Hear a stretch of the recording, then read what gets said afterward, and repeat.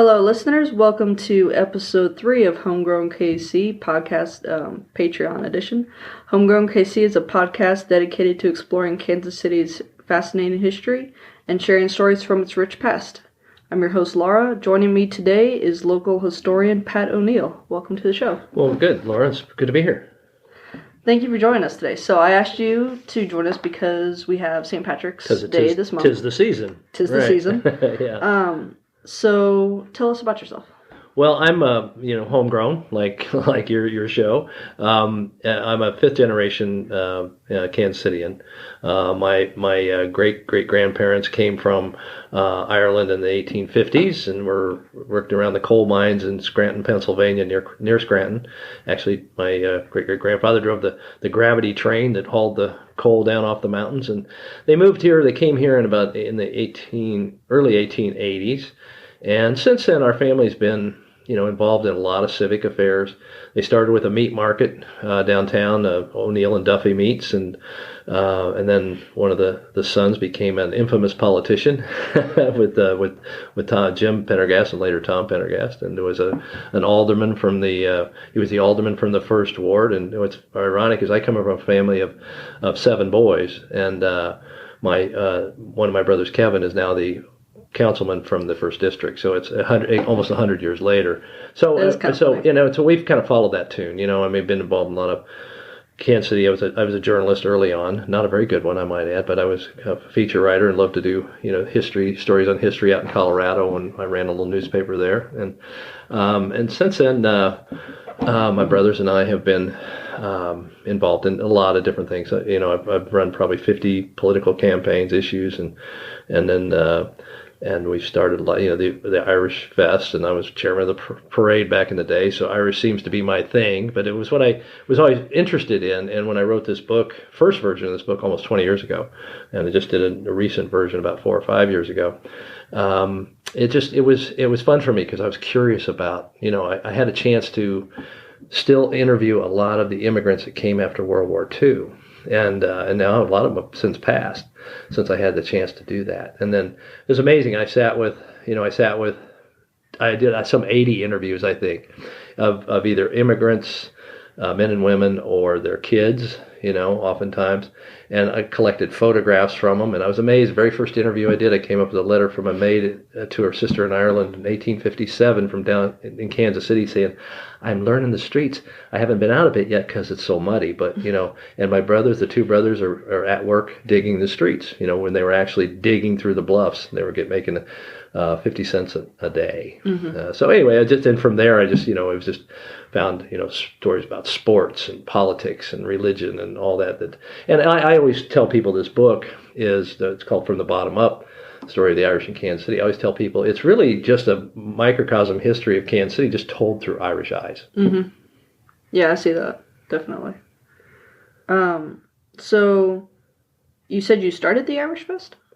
I did with a bunch of other guys and women. Yeah, it was about 10 of us, I think. I was a co-founder of that. And that was my brilliant idea to put it on the riverfront the first year, which we got 8 inches of rain and lost our butt.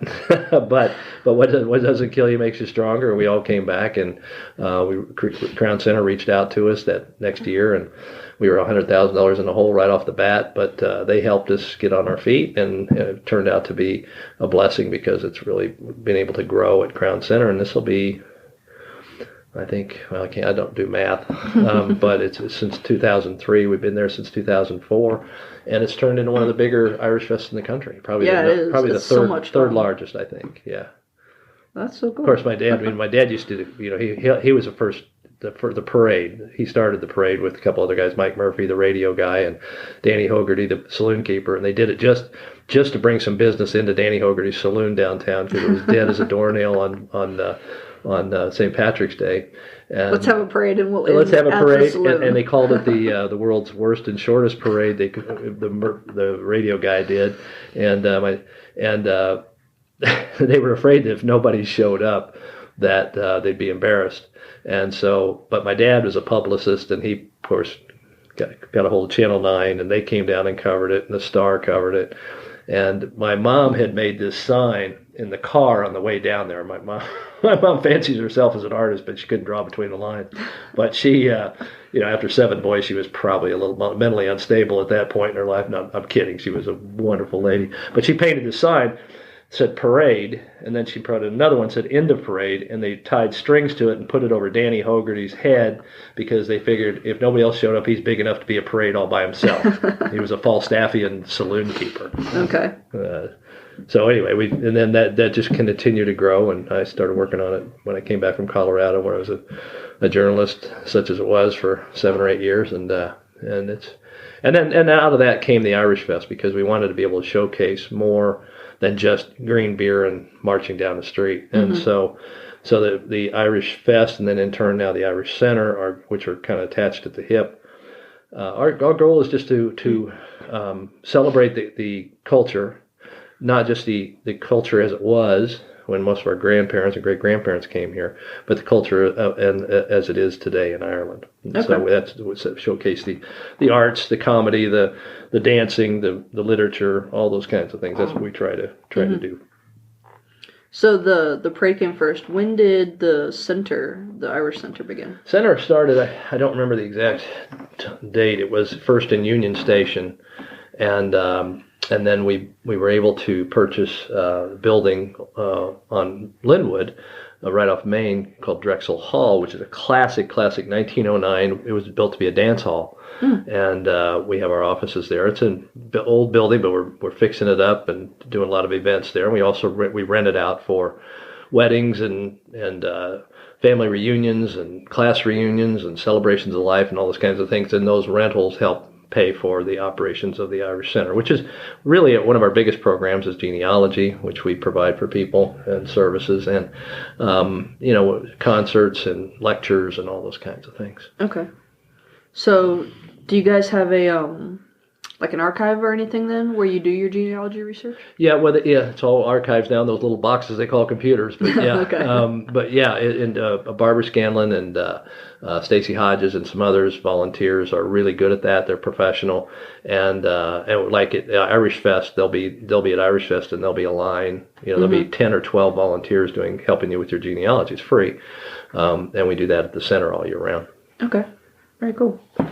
So you are on the board of directors for the center. I'm the president at the Irish Center at this particular time, until there's any kind of coup or impeachment. Well, I'm always curious, and I'm sure my listeners will be too. What exactly does a board of directors do? Well, that's a good question. Some board of directors don't do squat. They come and have lunch and go home. But we're more of a working class sort of board where everybody, volunteers to everything from helping staff our events to seeking sponsorships and grants. We kind of make collective decisions about the budget and for the center, and then we try to we have memberships that we promote, and we have legacy bricks that we are promoting now. But a little of everything. I mean, some of us, just haul trash when we need to, or help the plumbers, when they're, we patch up the walls after the plumbers fix the old pipes. Just about anything. It's fun. It's a real community. We're trying to recreate a community center, and it's fitting. There's a couple things that are fitting about that. Number one, even though this building, Drexel Hall, was built by a woman from Austria. And it was of her own money. She had been divorced. She had sold groceries in City Market, parlayed that into grocery stores, made a lot of money, and built that building as a reminder of the dance halls in Austria. Okay. So not only that, but what's significant about the hall, other than that, at least to the Irish community, is it's number one. It's across the street from McGillie's Funeral Home, which is where we've all spent a lot of time in our over our years going to funerals, and then it's right down the street from Redemptorist Church, and it's right down the street from Brown's Market. And if you've been in Brown's Market, it's been there since 1901. It was an Irish family that started it, and still the same family operates it today. Carrie Brown and her husband John McLean. And it's a community center. It's not. I always say it's not a grocery store anymore. It used to be a grocery store. Now it's a deli and a market, and they have Irish goods, and they have just great sandwiches and stuff. But it's not really a restaurant. It's not really a a grocery store. It's a community center of the real, just like you would find in a corner of a small town in Ireland. And the families run around, kids run around. Sometimes they forget to charge you for things, and sometimes they forget to pay. But we always even it out, because we're all friends, and you meet people there, new people. From a lot of the people from Ireland drift through there, and that was in the center. And I'm talking about just south of the Penn Valley Community College, and that where the community college is now, and all around it was a neighborhood called Kerry Patch. And the reason they called it Kerry Patch is there were so many immigrants from Ireland that lived in that area, including my great-grandparents. They lived right smack dab where the entrance to the school is today. And so we're back in the old neighborhood. There was O'Donnell's funeral home, McGillie's funeral home, all right there within a block or two of each other, the church, Brown's, and then all those homes. And so it's just a really comfortable place to be, and it kind of celebrates our roots. And fortunately, that part of town is really booming, and will continue to do so, especially with the streetcar coming through. Yes, I think it will, but I hadn't heard about the streetcar. Is it going down Penn Street? It'll go down Main. Okay. So we're just maybe 40 yards off Main Street, right. 50 yards maybe. Excuse me. But yeah, it's scheduled to, and we're just waiting on the city's waiting on the confirmation of federal funding, which we look like we're well in line to get because of the success of the streetcar downtown. But at any rate, yeah, that'll come within 50 yards of our door. And I think it's already rejuvenating. Just the speculation is already rejuvenating a lot of that neighborhood. So it's a good place to be. That's awesome. I'm glad to hear that they are going to expand that. Yeah, out to UMKC, which is right 4 blocks from my house. So. I went to UMKC. I know how bad parking is around there. Oh my goodness! To be able to just hop on the streetcar will be amazing. I went to UMKC for 7 years. My wife and I got married when we were in high school, and so we had already had a child before the summer was over after I graduated from high school. So I went 7 years at night to UMKC, so I know well how it was. I was driving a $50 car to get there, but I got there. So your book. Yeah. So from the bottom it was up. First published in 2000. You said you just republished it? I did about 5 years. I'd sold out. It was amazing. Thank God for my wife. When I first did the book, and we self-published it under the very corporate name of Seat of the Pants Publishing, and she borrowed the money for me to publish the book. And it was, I thought, God, if I'm not able to pay this back to my wife, I'm going to be in deep shit. And so, but amazingly, it sold almost 5,000 copies, and over about 8 years. And not only paid for itself, it actually made me a little money, which I'm not good at making money, but somehow it did. And so it was out of print, and I was still getting requests for it. So I printed. I always wanted to do a hardcover version and with color in it, and also, there were stories I'd come across in those ensuing years from the first book that I wanted to add to this, particularly some sports stories, some business stories, those kinds of things. And so I just had more fun, digging back in the archives and see what I had and what I had saved up in my computer since then. Just great stories, great photos that I didn't have before. And, of course, also between the difference between 1998 and 9 when I was writing that first book and now, there's so much more material available, online and whatnot to back up the things that, it's funny because people say, well, is this all true? I said, 51% of it is, and it's up to you to figure out which 51% that is. Because, I'm relaying stories told to me by, families. And, I'd get one story from one cousin and a whole different story from another cousin. So I had to kind of compromise in the middle and say, it may be true, it may not. I don't know. It's up, I'm repeating what family lore, there's always a lot of family lore. And nowadays I can go check that, but back then I couldn't. Now I can get online, and this book I'm working on that's tentatively called Ted Sullivan, the celebrated carpetbagger of baseball. And so when I'm writing that, I've got 4 different portals into old newspapers, and so I can I sometimes use that for something else, like to check on somebody told me something about their relative, and I can maybe see if they were in the newspaper. And if they were, then it might be a whole different story. I can at least check it out. But not that the Irish are prone to exaggeration or legends, but they are. Everybody is. Come on now. I know in my own family we have some tall tales. Oh, yeah, everybody does, yeah. Unfortunately, some of mine turned out to be true, because one of the things I did is I was looking at my own namesake, John P. O'Neill, who, like I said, was the city alderman, took Pendergast's place on the council.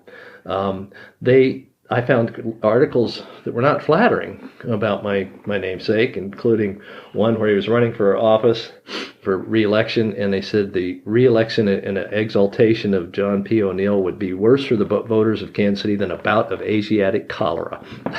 That's flattering. A proven and admitted scoundrel, they called it. Yeah, but and ballot box stuffer, they called him that too. But hey, you got to. That's the way that it worked. Yeah, it's like it was a political system. It worked that way. Yeah. I've been researching Pendergast for my next era, so I'm getting really deep into the politics. When my brother won his election this earlier in 2019, when he won his election for at-large seat on the city council. I will say, he and I, he worked it very hard, and we raised money, and we had billboards all early on, and then ended up with no opponent. So when on election day, I went out to Tom Pendergast's grave, which is right across the street from John P. O'Neill's grave, and I took pictures of both the headstones with my "I voted" sticker on it and sent it to my brother. But the Pendergast connection, and it's interesting, our family goes way back with the Pendergast family, all the way back probably the 1890s, and the Pendergast family are friends to this day. And they're just, they get a bad rap, I think, because Pendergast did an awful lot for the city. The Pendergast family's done a lot for the city. But Boss Tom had a gambling problem, and that led to tax evasion and all those kinds of things. And they also, there's also always the rumors like, well, there's dead bodies under the concrete at in Brush Creek, and that's so baloney. I mean, yeah, there's clippings like I have one that says, thugs at the polls today, all are O'Neill men. But they weren't shooting anybody. The Irish politicians, the Irish machine, may have pushed you in a back alley and put you up against the wall and told you how to vote, but they didn't shoot people, right? I mean, so Pendergast was not a murderer. Was not he was a manipulator, and he believed in you do something for somebody and they'll do something for you. I remember I was interviewing a guy his name was Pat O'Neill, and he was not related to me. He was an old man, and he said when he first moved to Kansas City, he got a job in a boiler room at the Kansas City Star. And this is became a pipe fitter eventually, but this was in the 30s, and he said our first baby was born, lived and died, and we didn't have money. And when we went to the funeral home to pay the bill, they said, no, it's already been taken care of. Mr. Pendergast was here. So it was those kinds of things he would do for people, and he expected you to say, and then he wanted to say, we want to vote for this person on, Tuesday, and they would. I mean, that was more how it started out, the whole machine, if you will. And then, of course, it got caught up in the vices and to fuel his own internal economy. Yeah, but stuff like that, that's why I kind of like him, is that he was there taking care of the people. Right. He really played an important role in the city. And that became ingrained into the gambling, and that, I think, took him down a different path. But the Pendergast modus, I guess, operandus, if my Latin's lousy. Mine too. It sounds right. I took it for one semester. But their mode was really just there was a closer knit community then, and the Irish were still struggling, financially back in, they were talking about the 1890s, 1900. And so he, helped people with the proverbial basket of coal, food at Christmas, paying your bill at the funeral home, whatever it might have been. And in turn, people, were loyal to you. And that's how they did it. And in some ways, we still practice that a little bit today. But the politicians now, instead of sending a basket of coal, they just tell you they're going to do something good for you, and they probably never do. I don't. There's some good politicians, but I mean, in other words, now it's all promises and words, not really materials that people needed to make their lives better. Yeah, it's different. So, you mentioned that you're working on another book? I am. Yeah, I ran across a character when I was first doing the Irish book. Actually, I ran into it years ago, probably in the 90s, 1990s, when I was writing some little articles for the Star on local history, and I was doing one in spring, and it's about baseball. And I had fun just researching, like, every neighborhood had a team, every company had a team, and there'd be, back then they'd just post a note at the drugstore, the Roanoke Nine would like to meet the Northeast, Tigers for a game on Saturday at 2:00, and I was, putting about how young people were so ingrained in baseball, and it talked about came across our first professional team. Kansas City had a major league team for part of 1 year in 1884. It was called the Union Association. It was formed to compete against the National League, the entrenched National League. Of course, it didn't last, but for 1 year, Kansas City had a team in that league, and they always had teams in other minor league teams. But anyway, this one they call them the Cowboys. And first, they called them the Unions, then they called them the Onions because they were so bad, and then the team was mostly Irish immigrants and first generation Irish kids, and they played down at Southwest Boulevard and Summit. Right, there was a field right down there, Athletic Park, I think it was called, or Sportsman's Park. And anyway, they were rowdy as hell. They were not very good, but they were like notorious for chasing umpires off the field. The umpires back east would have these rumors that in Kansas City, the Cowboys, you hit a pop up and they'll shoot it out of the sky. The Cowboys in the stands will shoot it with their 6 shooters, and that they do the same with umpires that make the wrong calls. But anyway, their manager was a guy named Ted, they called him Red Sullivan at the time.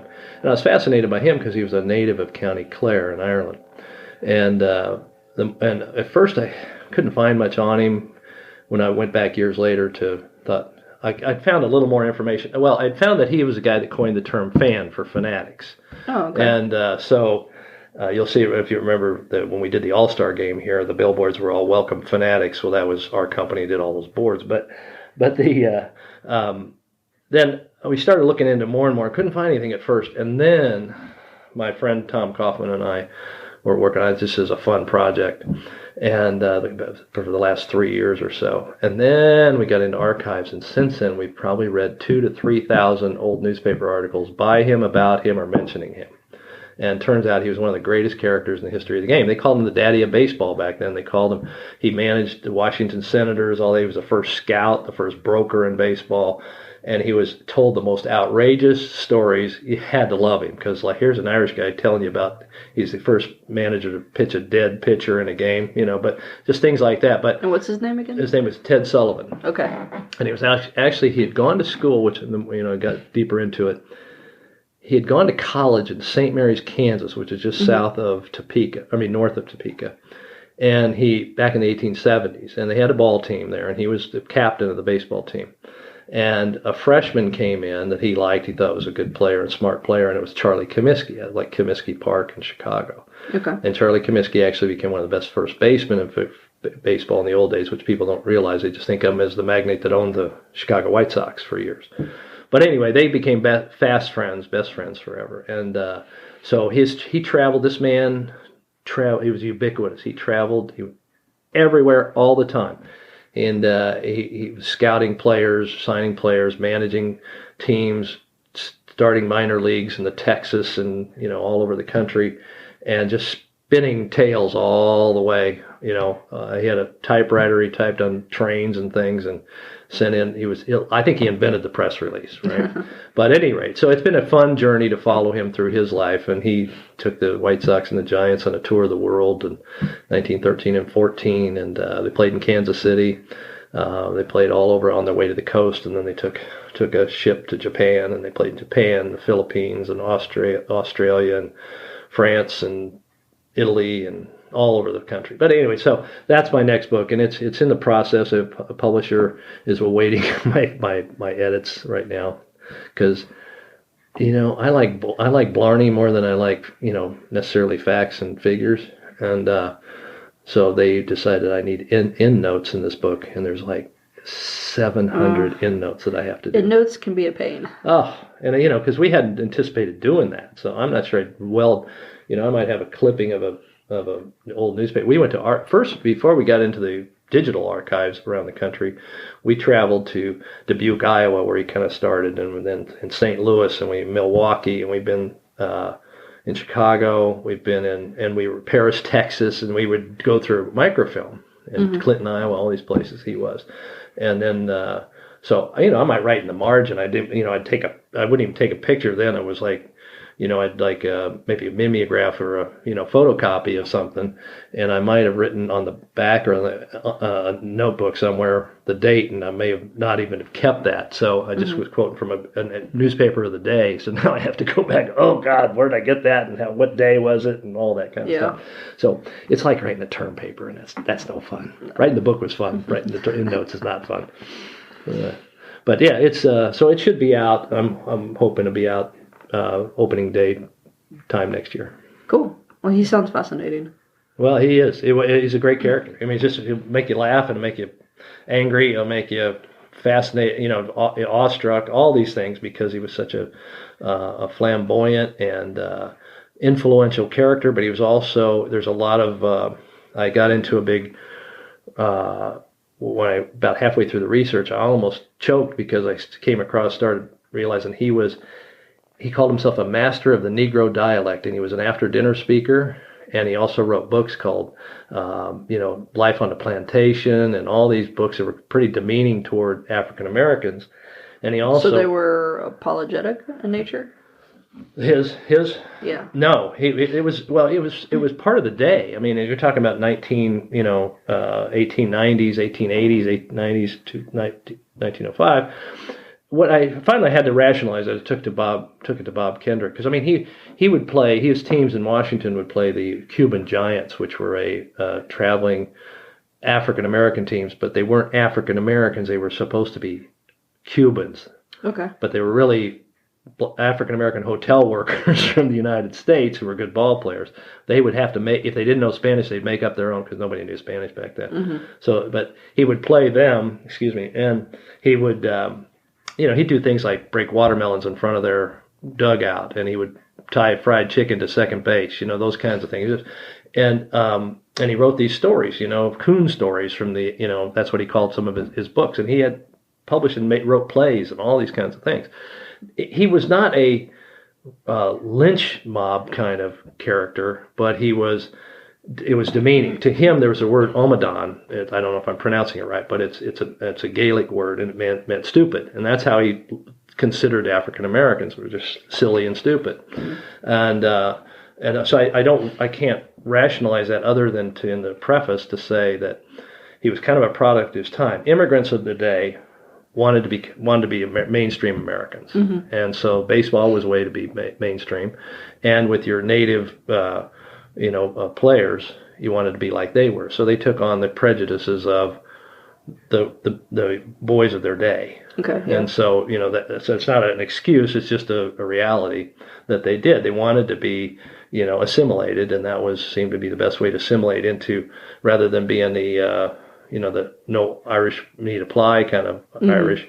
They wanted to be, accepted. And that was probably one of the ways they did it. But anyway, I took it to Bob Kendrick at the Negro Leagues Museum, and I said, this is here. I said, I'm not sure what to do with it. And all this stuff. And he goes, tell it like it was, tell it like it is. And so that's what I've done. Okay, good. But other than that, I mean, there's a lot to be admired about the guy. There's a lot to laugh at about the guy. There's a lot to be frustrated and disgusted with the guy, but in the long run, it makes for certainly a unique story. Yeah, well, history's not black and white, so. No, it's not. It's not. And which is, and I explained this in the book too at the beginning. We wrote it, but I cannot resist the copy of the day by sports writers in 1880s and 90s and 1910, because they were colorful, unabridged, uninhibited. And so I quote from hundreds and hundreds of newspapers, because I can't tell it any better than they tell it. Right. But by the same token, it's not a passed down history. It's actually told from the viewpoint of the newspapers and other media of the day. I mean, it may not have been accurate, and it may have been overblown or underblown, but it was from the very day that he lived and played and managed and scouted and all those things. Cool. Yeah. Well, I look forward to reading that when it comes out. Yeah. God, I hope I can get through these endnotes. Well, let's circle back around to your first book. Yeah. So, you're from an Irish family, longtime Kansas Citian. Mm-hmm. But what really made you decide to write this book? Well, I'll tell you what I'll tell you exactly what the catalyst was, and that was, and it must have been in the late '90s when PBS did a series. PBS Television did a series on the Irish in America, and it was like a 5-part series. It was very well done. It was really well done. It was had big audiences for quite a while. But they came to Kansas City because they had heard, and I'll tell you how they heard it. But they heard that Kansas, because you immediately, if you're a producer in New York, you think, well, let's see, the Irish were in San Francisco. They were big in Boston and New York and Baltimore, all the seaboard cities. Mm-hmm. But because one of the young assistant producers was a graduate of MU, had gone to school with my brother, one of my brothers, I can't remember, Tim or Terry, one of the two or both. But he had known from being around the O'Neill family that the Kansas City had a good Irish story. And they looked at it as a microcosm sort of story that was, same kind of movements as happened in Boston and different places, but on a much smaller scale, but a much more identifiable scale. And so, anyway, they came to Kansas City. They sent a crew out here to research, and they called me, and I guided them around for, I don't know, several days, and it went on for a month or two, and I set up interviews with the Pendergast family and just different, the different influential Irish families in Kansas City. And but then it was all said and done, and again, this is probably 1996 or 7. I may be wrong, but it's close to that. But they canned the story because the Kansas City segment, because they couldn't find enough visuals, and they were really looking for visuals of Big Jim Pendergast, Tom's older brother, who was really considered a very benevolent figure, and a very likable figure, and he kind of created that community of loyalty that Boss Tom later exploited in different ways. And so they couldn't find enough visuals, and it was a TV show, so they bagged it. I thought, well, somebody's got to do that story. And so, and I had been with them on some of the interviews and things, so I just picked up the ball and started going and setting up interviews. I put ads in church bulletins and said, I'm putting together a story of the Irish in Kansas City. If you have, stories, documents, photographs, I'd like to talk to you. And people called me, and I interviewed lots and lots of people that I had never met. But it's such a small city in a way. I mean, a lot of them, I knew who they were. I knew their family. I knew their nephew, niece, cousin, whatever. And but I met some delightful people that I had never met. And it just had a blast interviewing people. It's like I just remember one of my favorite interviews was with Waddy Bell, who was from Dublin, had come over after World War II. I think his son's a fire captain right now, I think. But anyway, Waddy was talking about getting to Union Station. And he goes, the family, they would follow cousins or, somebody to Kansas City. That's usually why they ended up here. Mm-hmm. I mean, that's not the reason the first ones came, but after that, it was mostly, it was a place where their uncle or sister or somebody had been married or found a job here or whatever it was. He said, so they told me, when you get off the train, look for us, because these are people he had never seen. These were relatives he had never seen before. Okay. And he said, we'll be carrying a red apple. And he goes, you get off the train, there's 6 people carrying red apples for the same reason, right? And so he said they put him up in a boarding house. And that night, and he said the first night he was there, or one of the first weekends he was there, they had a like, how you family style, serving at the boarding house. And he said there was these yellow things, and he goes on the plate, and he goes, it was corn on the cob, but he had never seen corn on the cob before. And he turned to the Irish guy who had been there a couple of weeks longer, and he says, what is that? And he goes, beans on a stick. It's good. You should try it. He said a week or so later, they were saying we're going to go to a chili supper. And he thought they were going for ice cream. And he said his first bite of that, he goes, I spit that shite out. It was so nasty. But I mean, I just loved hearing their stories, how they assimilate and how they find their job and how they finally settle into the community and all the Irish. I've always said, and I do a lot of presentations on it, and I always say, how many in this room have a little Irish in them? And of course, everybody, almost everybody does. And I go, okay, now be honest. Now, how many of you have a little or more German in you? And almost the same hands go up. Mm-hmm. Those were the two largest immigrant groups in Kansas City, unlike St. Louis where it was German. But here the Irish dominated the immigration rolls mm-hmm. in those days, in the early days. And but the Irish, and I said, we used the police department and the railroads and the politics to move up the social and economic ladder. But the Irish that came were 99% Catholics. And they had legs up on many of the other immigrant groups. One, they were white. Number two, they could speak English, albeit with a brogue, but they could speak English. And they had the Catholic education system that was put in place, which I think gave them a better than average education as a rule. And so they were able to pretty much assimilate quicker and move into the more of the, out of the bottoms. And that's why my name of the book is called From the Bottom Up, because they mm-hmm. moved physically, literally, and what's the other word? It's they moved up the ladder from, and the bottoms is a metaphor, or this from the bottom up is a metaphor for their movement up through the social and political and economic ranks of Kansas City. Right. Well, your book said that a lot of them were actually illiterate when they came here. So how did the education system work? Well, because the first several hundred Irish, not the first ones, but I mean in any number, collective number, came in the late 1850s. Now remember, most of the diaspora from Ireland, it happened from 1840s to 1900 or 1890 was the big rush. But following the potato famine and the blights in the 1840s, late 1840s, the big movement to the United States the first big movement was in the 1850s, early and all through the 1850s, all the way till 1870. It's like in 1870, according to my research, 10% of the population of Kansas City was Irish born, not Irish, but Irish born. Mm-hmm. And so in that the first big group to come was brought in by Father Bernard Donnelly, who was a native of County Cavan in Ireland. And you talk a lot about him in your book. Yeah, I do, because he was kind of the patriarch, except for the fact he was celibate. But I mean, figuratively, he was the patriarch of the Irish community here, because he was very active in civic affairs.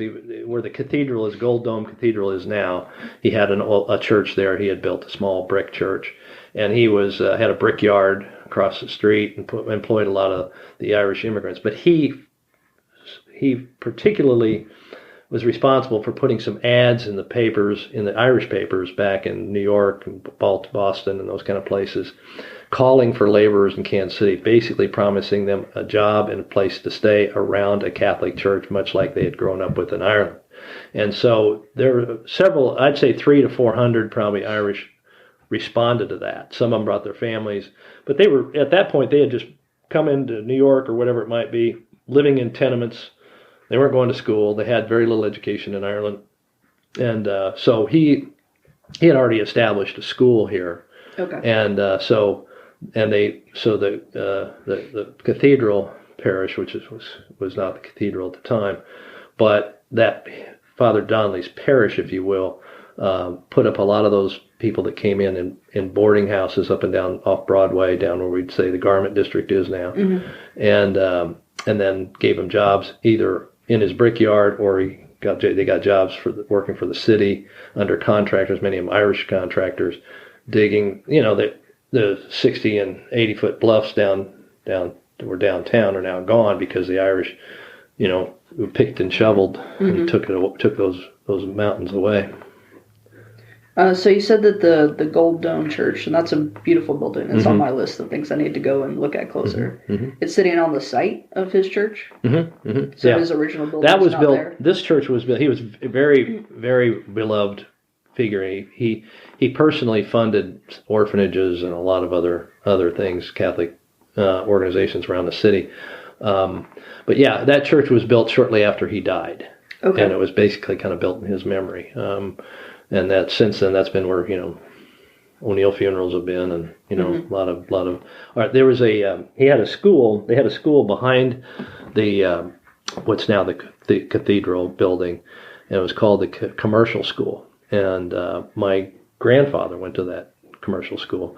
It was there to teach young men, mostly Irish, from that neighborhood and down in the bottoms, teach them how to, be clerks and things, move up from the laboring jobs into the next step, which was working in offices and, being stenographers or whatever it might have been. And so that and the schools proliferated around the city. So yeah, I think I always think that's been, was a real boost for the immigrants. So I'm guessing his house is no longer around either. No. And, and he's an interesting guy because he came here, and he had his parish included a church and a house in Independence and one in Kansas City.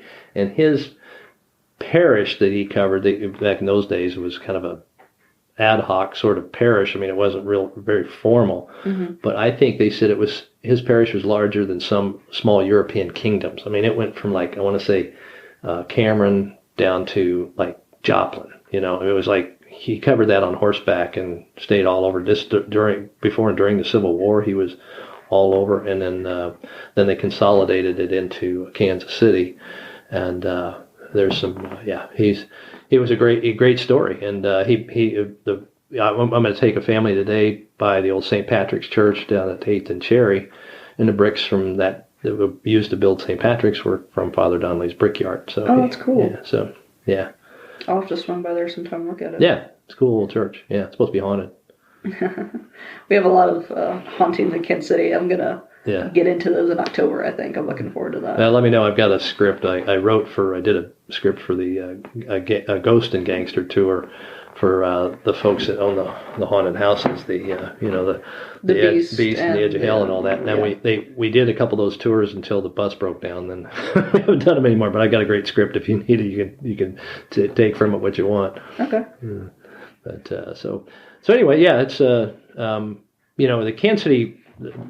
Kansas City Irish community blended in, I'd say, in the 1950s, when times were booming, and people came after the war, and then the immigrants had come earlier. By that time, it kind of established themselves in business or whatever it might be, and they so there wasn't a real coming together of the Irish community for a long time. I think I tell in my book the first parades were in the 1870s, and they lasted for about 20 years. And then there was a big battle between some Catholic poll workers. Let's face it, they were probably, they're probably enforcers is what they were. But they, on election day down on the west side at Summit and Southwest Boulevard right there, or near there, there's a bridge. You can go under it now. Go under it if you're going off the boulevard and down. Is that where you're merging onto 35? Well, eventually you would, yeah. But if you going south on Summit, past Southwest Boulevard, it drops down. You go under a railroad bridge. Okay, yeah. And that railroad bridge the railroad used to go under it, and the people went over it. There was a bridge over it that the people used. And there was a clash there between some deputies from Westport that were supposed to be APAers, that's the American Protective Association, and it was a very virulent anti-Catholic organization, and it fell within that. The Irish were kind of their target, Irish Catholics, because they were dominating city governments and town governments. And anyway, there was a big clash. There was a big fight. Some people were killed, and the parade stopped.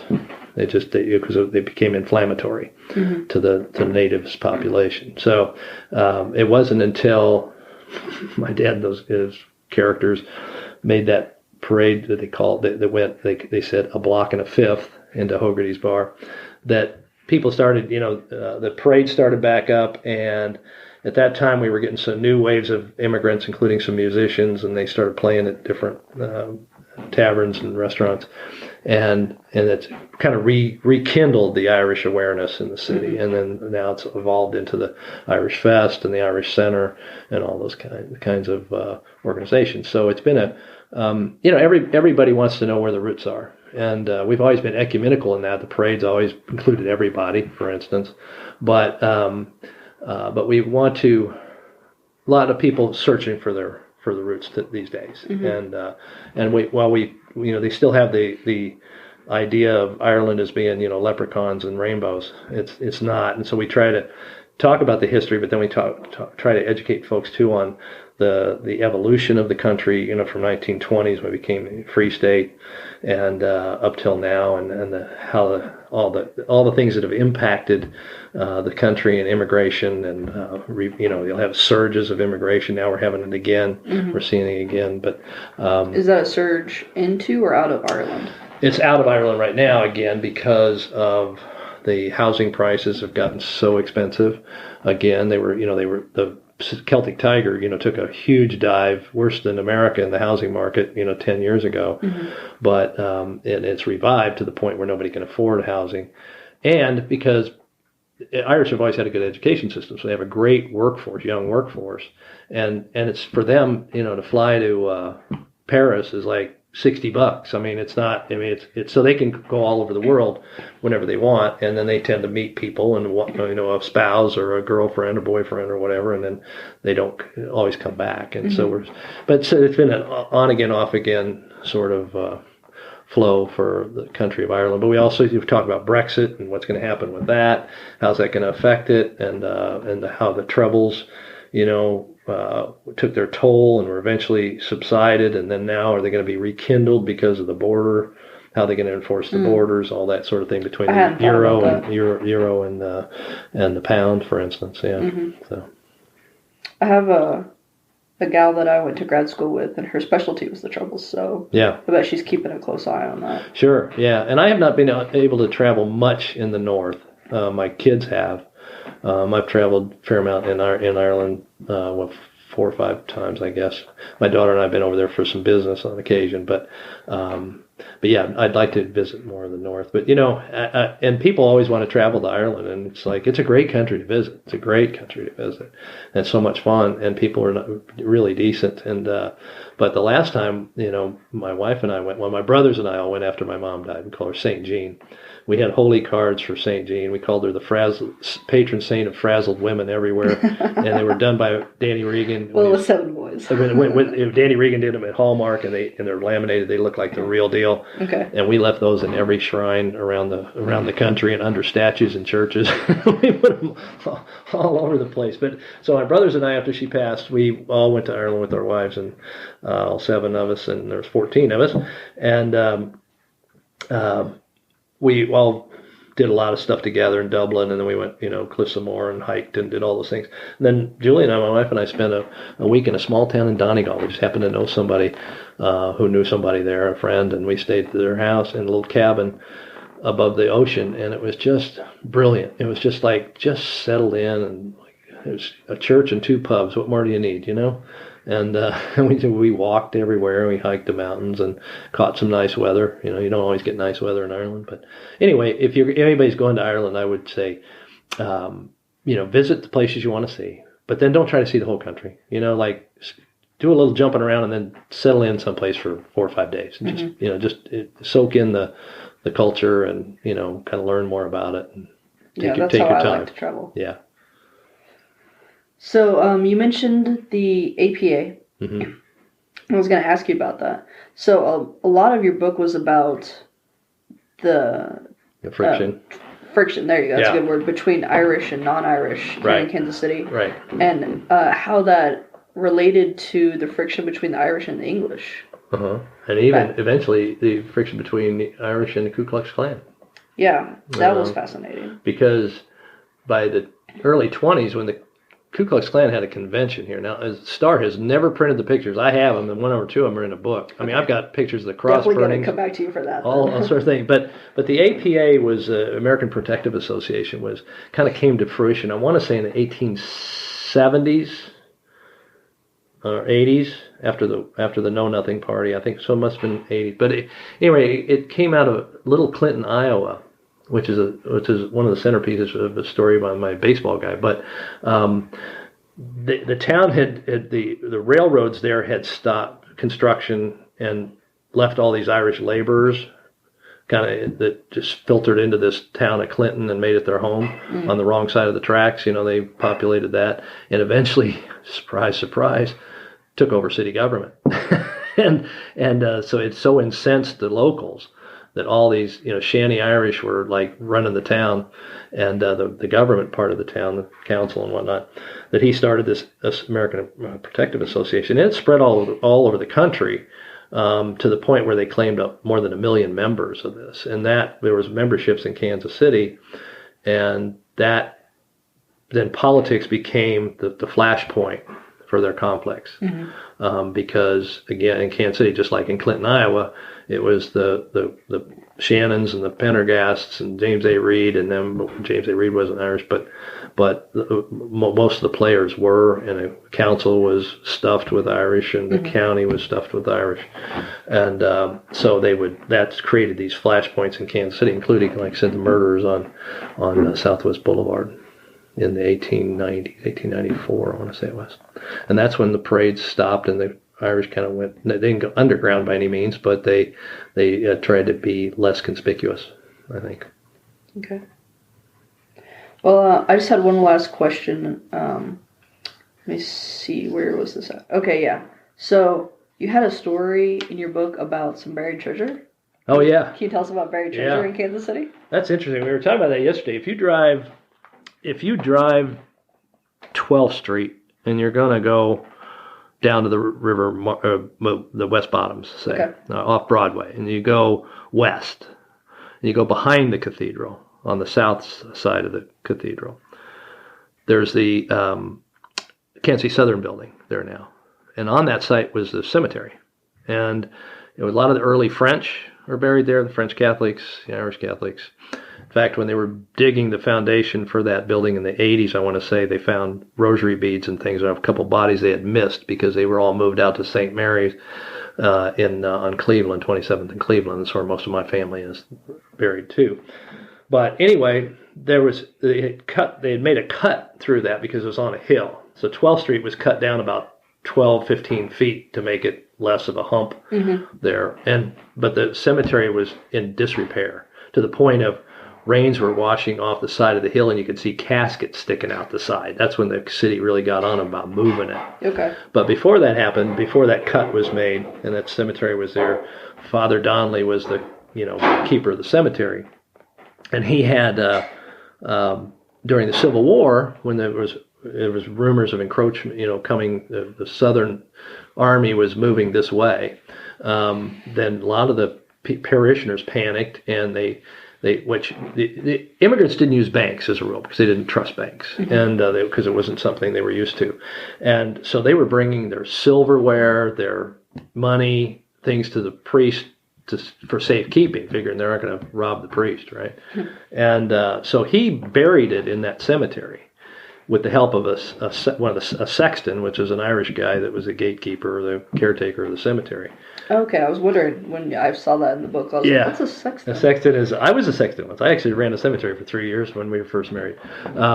Anything for a buck. But anyway, so he went to bed that night and he starts worrying about the sexton, because the sexton, and now imagine that, had a little propensity for the booze and liked to talk.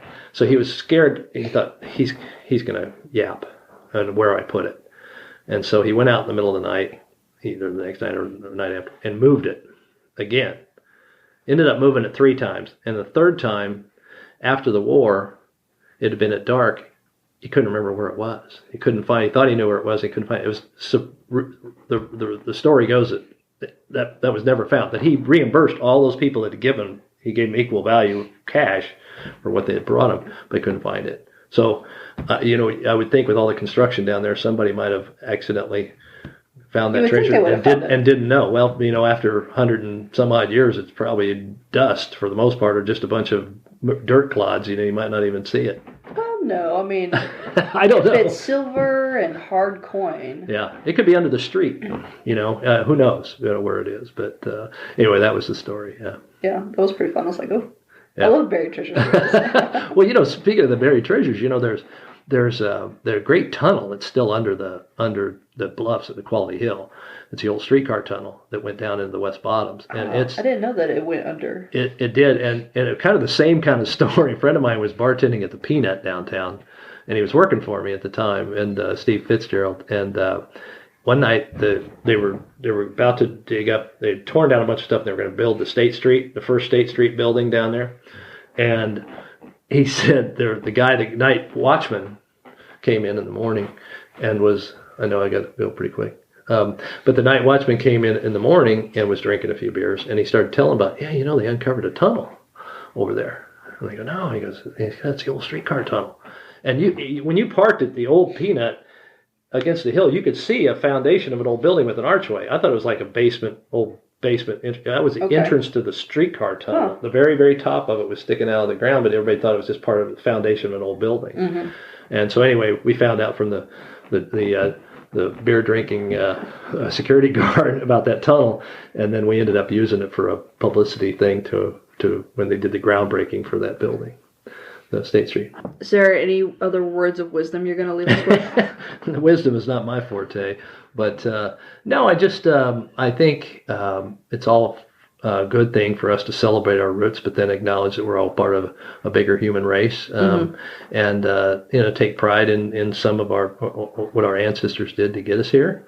And I know the Irish, most of the immigrants, it's the parental expectations. They come to this country with hope and desire and a wish for a better life, a better education for their kids and all that, and that's what the Irish did, it's what the Italians did, so, African American exodusters, everybody, wants that. And so, but it's nice to not dwell and live in the past, but it's also nice to know where you came from and why and how. Agreed. Thank you for joining us today. For more information, please visit the website homegrownkc.wordpress.com. Follow the show on Facebook, Twitter, Pinterest, and Instagram at HomegrownKC. As always, thanks goes out to Sarah McCombs for the logo, to the Dear Misses for the use of their song Kansas City as the intro and outro music, and to local libraries. And a very special thank you to you, Pat. Thanks. It's fun to be with you, Laura. All right. Bye, everyone.